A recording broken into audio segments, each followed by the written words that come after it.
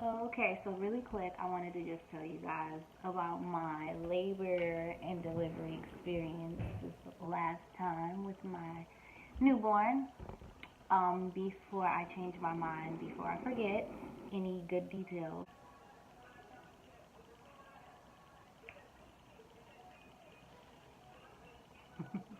Okay, so night before I go into labor, I'm like getting nervous because my partner took off a certain amount of days for from his job to, be with me for the pregnancy, about 10 days. So by this point, already one day, 2 whole days have passed. So this is the night of the second day. So, and his job is really like, oh, you just make sure you come back on this specific day. So they weren't really open to any wiggle room. So I was getting nervous because I'm like, this is going to be a lot to take on because I'm going to have 2 kids now. So I'm not ready. I need like some days to acclimate myself. So I started getting nervous. So that night, I think I had one melatonin left. So I was like, you know what? I think that I read before that melatonin with serotonin is like the pleasure hormone, and then melatonin is like what helps you sleep and what helps you like dream really deeply and stuff. So those two mixed together is supposed to make your uterus contract. So I was like, okay, I'm gonna just take a melatonin. It's gonna be all good.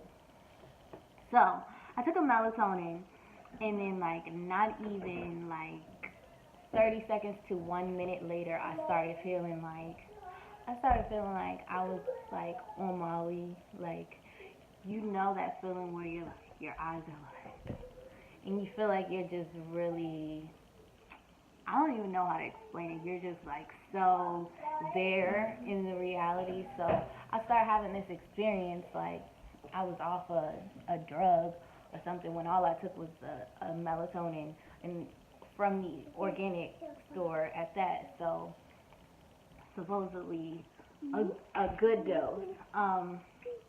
So then I would start getting worried. I'm like, oh God, and I did start feeling sleepy immediately. So, but really quick, I got on my laptop and I started looking up, like, should you take melatonin to induce your labor and stuff like that?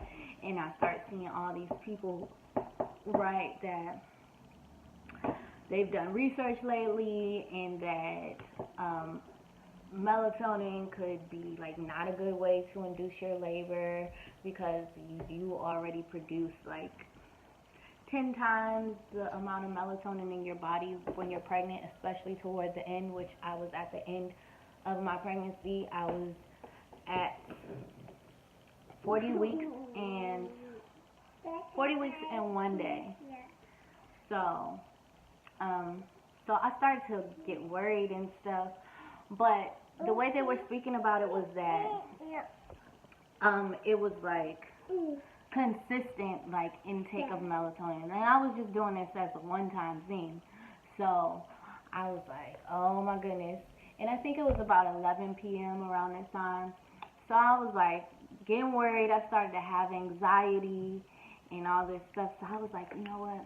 I'm about to go to sleep because I'm about to drive myself crazy, and I know I'm about to start talking to my partner and like having all these crazy ideas and what ifs and just doing the most. So I was like, let me take myself to sleep because I already know what I'm about to do.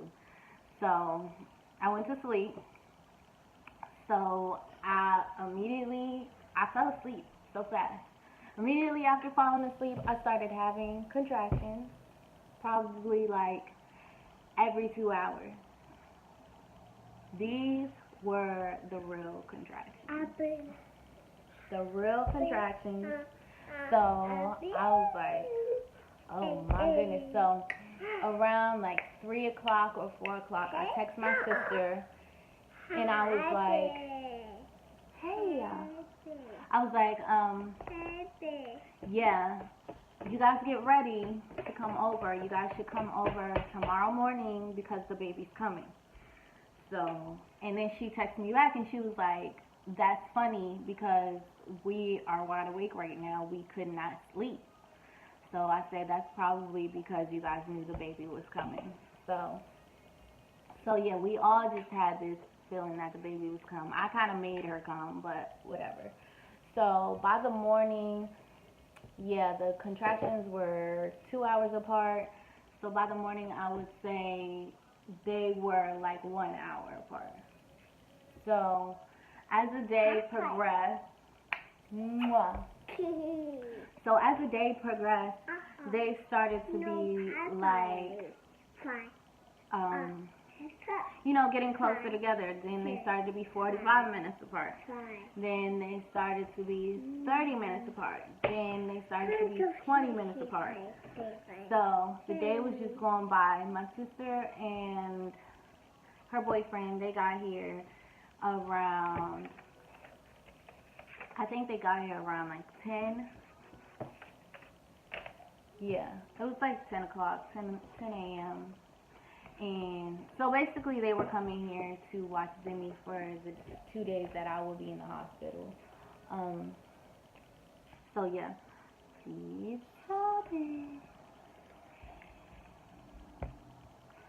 So by that point, probably around like 10:30, that's when I was like, okay, I'm gonna take a bath because they're 20 minutes apart and they are really like starting to hurt now, like hurt really bad. So yeah, I took a bath. I was in the bath for maybe an hour, just relaxing, listening to music. I did not want to get up, but oh my gosh, I'm having flashbacks to the contractions, like So yeah, but then they started to be like 10 minutes apart. And then sometimes they were 5 minutes apart. So I'm like, okay, I'm getting closer. They are so painful at this point. So then that's when I called the doctor because I'm like pretty much like I'm ready to go. Like they need to just tell me to come on in. So they asked me how far apart they were, and I'm like, they're like oscillating from 5 to 10 minutes apart, like going back and forth. And then he's like, okay, well, just come in when they're only 5 minutes apart. So I'm like, oh my God, they're so painful at this point. I'm like, there's no way. So then they started oscillating to being like 5 minutes apart, then 7 minutes apart, then 5 minutes apart, then 7 minutes apart. So I was like, we get nobody here, cause I can't do this no more. They just gonna have to take me. So I'm thinking I'm going to the hospital early. When I come, they like, oh, you a soldier. Like you really roughed it out. Like I'm like, y'all told me not to come until. But anyway, so we get ready. Zimmy at this point was like not caring that I'm like screaming in agonizing pain. She's like just going off, jumping on top of me like mid contraction. I'm just like, this is too much. I gotta go. So, oh, thank you. So my partner calls. We get ready to go. My partner calls the Uber. The Uber comes in like 4 minutes or something. It's pouring down raining. So the Uber doesn't park in front of the door. It parks like further down the street. So I'm like irritated about that because, mid-walk, I start having a crazy contraction and it's like, okay. I start having a crazy contraction and I was just like, why would he park all the way down the street? But anyway, so we get in the car and he's just looking at me like, he know I'm in labor. I'm trying to keep it cool, but he's looking at me like, this girl better not have a baby in my car. So I'm just like, I'm laughing in my head, but outside it's like no play. It's like all straight faces, no play. Zimmy. So, yeah, so he started kicking it to the hospital. He was not playing. He was not playing, and I was thankful for that. Like, he wasn't driving too rough, but he was driving fast. He was not playing. I was like, Lord, please get me to this hospital. The hospital's like 25 minutes from my house. So, yeah, and I was like having contractions in the car, and then, yeah, and then so we get to the hospital. Apparently, he dropped us off in the wrong entrance. We were at the ambulance entrance, which I don't know why it even matters. Like, if it's an emergency, I'm like crying at this point, like crying tears because it hurt so bad. Like stopping, walking in the middle of my contractions because you really cannot walk once you're having contractions. So everybody's just looking at me like, what's wrong with her? So I'm like, on the inside, I'm like, what is wrong with everyone? I want to kill them all. Oh my God. So then they like telling me about stuff I don't care. Like, oh, you came in the wrong entrance. I'm like, I don't care. Like, like, why am I still standing here? So they get me a wheelchair. And then, you know, they're walking me up to the maternity floor. And the lady's like trying to ask me questions and be funny. It's really like the movie Knocked Up. Like, they're trying to like make jokes and, you know, be funny or whatever, and you're really just looking at them like, this is not the time. Like, I probably answered 2 out of 10 questions that they asked me, and the rest of them I was just staring at them like, you gotta be kidding me. So yeah, they get me to this room where they check you out to see if they can even admit you into the maternity ward. And so they check me, and she's like, I think I was 6 centimeters. She's like, whoa, you're a trooper. So she's like, you're ready to go. You're gonna have this baby fast. So she's like, okay, let's admit her in. I'm screaming crazy because the contractions are just driving me crazy. I'm just like, why is she doing all this? Like, get me my epidural right now. Okay? Please. So she's like, okay, I'm calling the anesthesiologist, so by the time you get to your room, you should be ready to go. We get to the room. They're doing all this stuff, like hooking me up, putting the belts on me and all this stuff. Anesthesiologist just taking all day, okay? Like, I think I was in the room for maybe like 30 to 45 minutes before the anesthesiologist even came. So she finally gets there, and I'm like having contractions, and she's about to put the needle in. She's telling me don't move mid-contraction. Like, these people are crazy. So you really like can't breathe. My whole body was going stiff, which you're not supposed to do that. You're supposed to like relax into it, but that just wasn't realistic for me at that time. It just was not. So she put the needle in. Then she's like, if I don't do it right, let me know, because I can come back and I can fix it.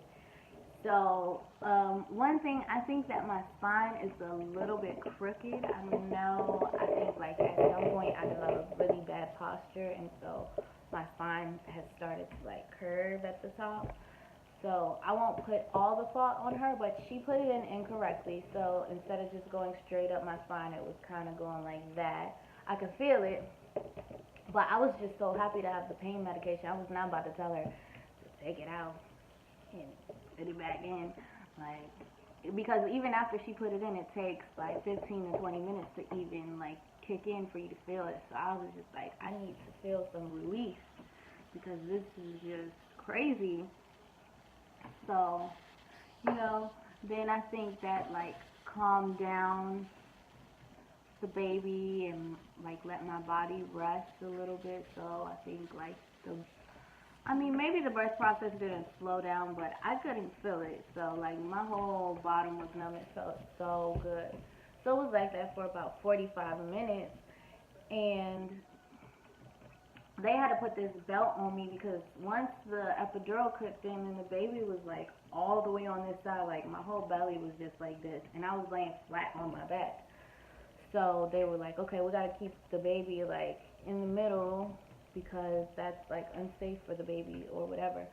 So, you know, after they did that, then after like 45 minutes, then the epidural wore off only on this side of my body, on the right side of my body. So like this whole side is numb. This whole side is feeling full contractions, like full contractions. So, and even more so, it's like all the pain from the left side of my body. Since my left side couldn't feel it, it was like, okay, let's go to the right side. So like the right side, I feel like was feeling more pain than it was before, when like my body was equally not, you know, under. So I'm just like, okay, tell her to get back in here. She needs to like fix this. So she's taking forever. She didn't come to my room for like 30 minutes. And then so I'm just going through pain for 30 minutes. Simi, stop it, baby. So then when she gets to the room, then the machine starts going off and they're like, okay, your baby's heart rate is dropping. And you know, they fixed it really quickly. Like it took like a minute and then her heartbeat stabilized again. But then the anesthesiologist was like, oh, now we have to wait 45 minutes before I can give you, like, fix your epidural because we have to make sure that the baby is okay. So I'm like, okay, I'm just going to have to thug it out. So then,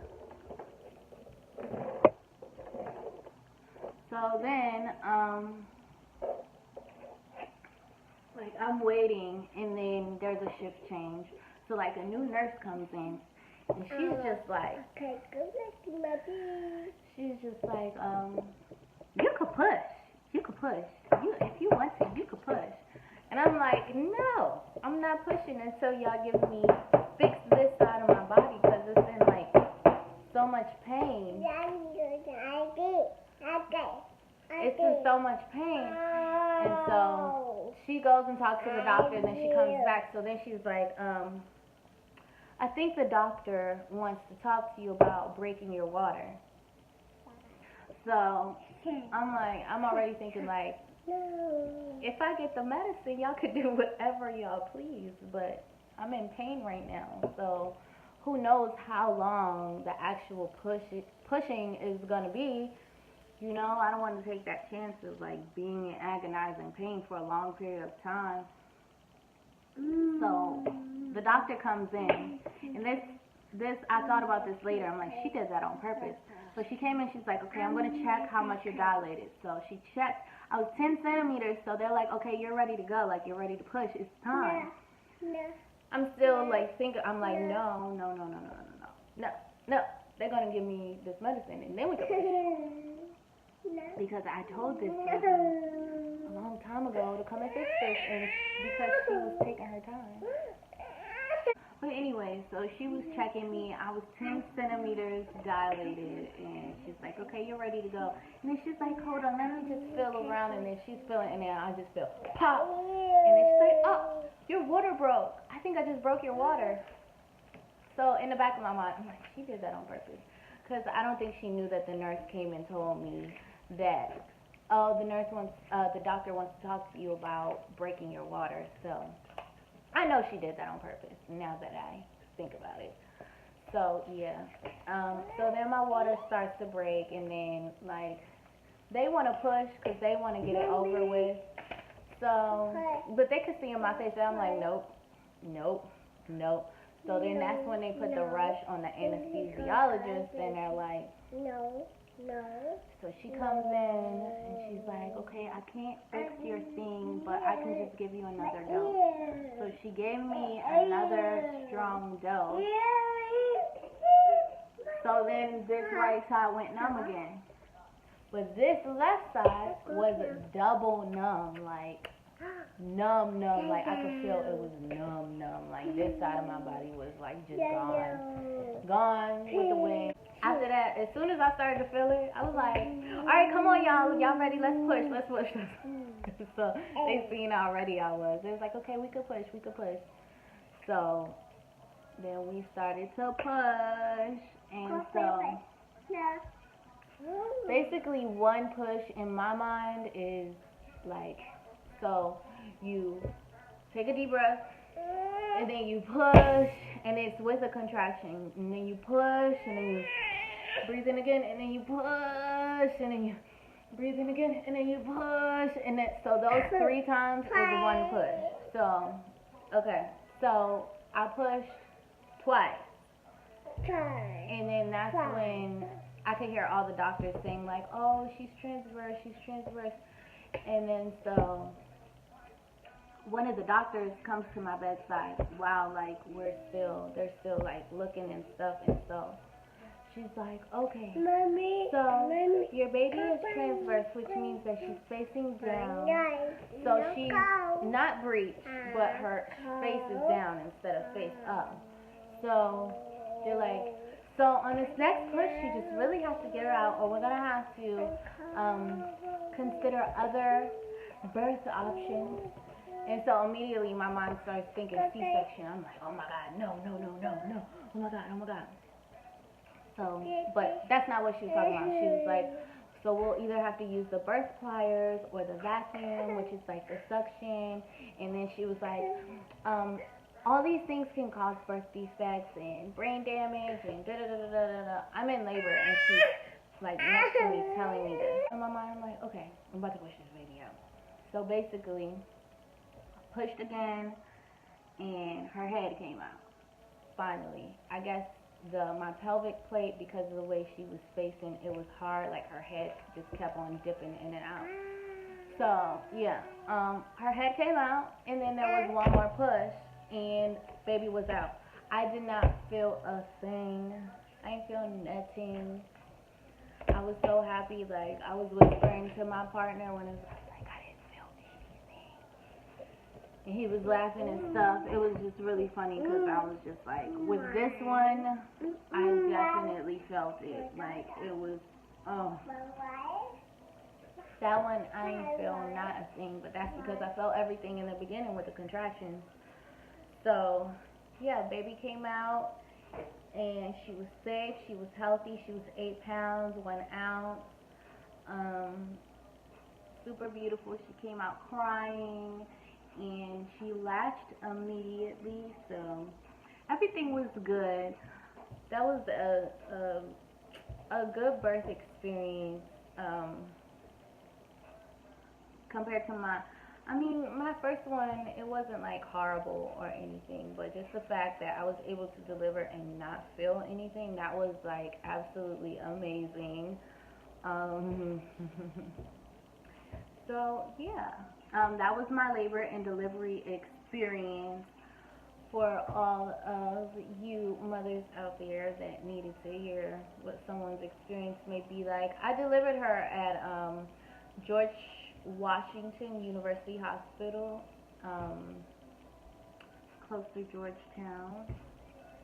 So they were okay there. It's annoying because the students, like, they're not like so keen on exactly what they're doing, which is the annoying part, because when you're like in labor or you're like in pain or you're healing, you don't want somebody that's like acting like they know what they're doing, but really, like, not saying they didn't know what they were doing, but like I said, anyway, it was okay. Stayed in the hospital for 2 nights, and Zimmy stayed home with my sister, and so that was an experience because I was worrying about her the whole time. I got no sleep in the hospital, but it was all worth it because I have a new beautiful baby girl. I have 2 beautiful daughters. Look at this one. She's so gorgeous. Look at that smile. Look at that smile. She's a rough one. But anyways, thank you guys for listening. I'm going to wrap it up now. Make sure you share, like, and subscribe. Send it to a mom you know, okay? All right, bye.